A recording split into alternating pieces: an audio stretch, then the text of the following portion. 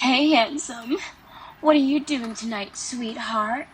Hey, this one's on the house. Next photo $5 after that. Don't worry, I won't tell your wife. How about a kiss from your favorite candy? I'm just melting for your bite. Voila-dee-da. Hello, Mr. Hefner. I'm ready for my close-up. Just so you know, the clothes come off at 10. A girl's gotta do something to keep food on the table. Not that I spend much time at any tables lately. A swig of this, a spoonful of that, dinner for one, direct from a second-hand mini-fridge. Ambiance squalid. I'm a little fragile right now. Don't let this glossy, unmeltable shell fool you.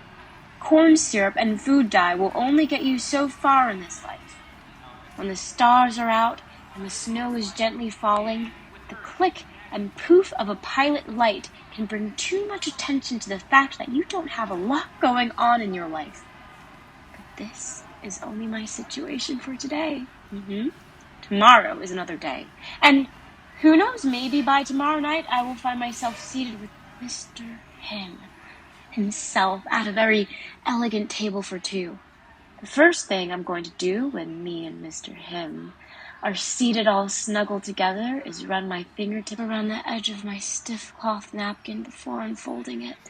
I'm excited just thinking about the way it feels when you take the first sip of restaurant water from one of those thick industrial glasses, and the way you have to be a little careful when you take your first sip, because there is so much ice that the glass looks like a miniature version of the ocean around Antarctica. If you squint hard enough, you can even see penguins and polar bears moving about through the humid glass and in icy little rainbows. Anyway, as Mother always said, no good comes from swallowing an iceberg. Still, Antarctica can be very romantic when you go there with the right person.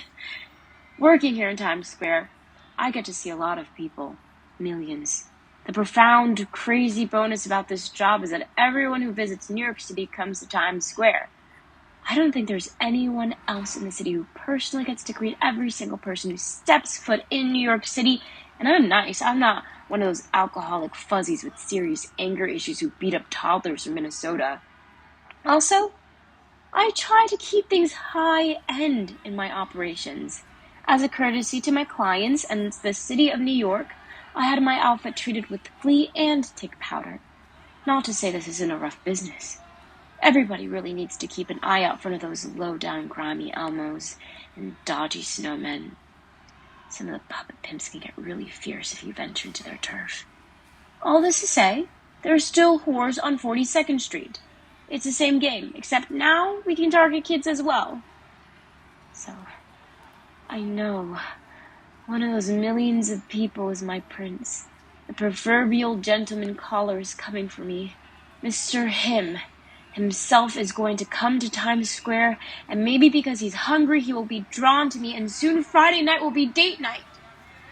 Look, I'm grateful for my job. There are a lot of homeless people around, and I always try to see the bright side, because at least I have a job. This is tiring, and I can't wait until me and Mr. Him are checking into a motel, and after spending 10 minutes trying to get the door to our room open, I'm going to use the bathroom. I am going to take my sweet time unwrapping the mini hand soap and scratching at the toilet paper trying to get the first piece. I can get lonely. One time before I got this job, I was so lonely I called the suicide hotline. But their phone went straight to voicemail. Hello, you have reached the suicide hotline. We apologize for the wait, but all of our customer agents are busy right now, so please stay on the line. Your expected wait time is beep 3 beep days. If you would like to take a survey after your call, please stay on the line after your call is completed. I decided to stay on hold. I got a little restless after waiting for 2 days, so I decided to go to Times Square. I was wearing my sweatshirt that I've been wearing for a week, which was covered with patches of dried Thousand Island dressing, thinking about the worthless nature of my existence, and wondering whether blue cheese dressing goes well with peanut butter on a spoon. At that moment, I was so fucking annoyed by all those idiots dressed up like cartoon characters hustling me for photos. I yelled at them. Take a good look at me. I'm on a fucking torch, you assholes! I'm broke, and I'm lonely, and I'm covered in Hidden Valley Ranch Thousand Island dressing. The last thing a depressed real New Yorker wants is a photo with 3 Buzz Lightyears who smell like scotch. Anyway, at that moment, this family stops in front of me to take a picture with a naked cowboy. And they all just looked really happy. This family was actually shiny, like the Christ painting in the Metropolitan Museum. They had rays coming out of their heads. Like, you never really know what is going through a person's head. But these people had to be really happy. What really stood out and made me think was that each one of them was carrying a small, bright yellow, glossy M&M bag. That intrigued me. It was a mystery. Like, why the hell would anyone spend thousands of dollars to fly to New York City, stay in a hotel for like over $200 a night just to buy M&Ms? I don't think it's a secret, but they sell M&Ms everywhere. Everywhere, all over the world. They sell M&Ms even places like Haiti and Morocco. So, why come all the way to New York City to go to the M&M store? So I thought about it, and I kept thinking about it, and now I have you thinking about it. Anyway, next thing you know, everybody around me seems to be carrying these shiny yellow bags with these M&Ms. And when I looked up, there's this huge billboard where the M&Ms are actually waving and smiling and dancing. So at that point, I figured, I still had another 9 hours before the suicide hotline people were going to give me the advice I needed about the best way to kill myself. So I entered the M&M store.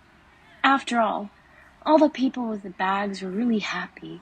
They must know something that I don't. So I go in, and let me tell you, this is no ordinary place. And when you're done hearing my story, all you're going to want to do is go there too. Attention all M&M World guests. Thank you for shopping with us at M&M World in Times Square.